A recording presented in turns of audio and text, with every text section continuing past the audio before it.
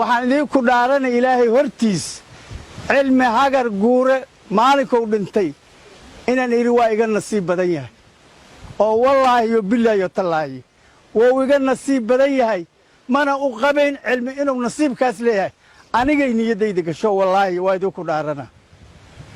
waa faa'iidiyey gaalo wasaqoo mujrimiinoo alqaacidow la diriraayey diinkaa sheegay in lala diriroo la dilo faa'iido badanna laga helo jannadu ay u weyntahay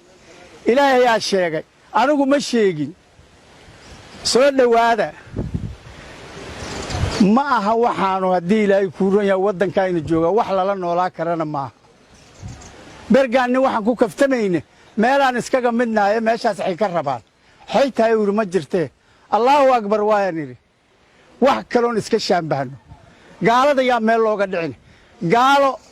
waxay samaynaan ma samaydo gaalo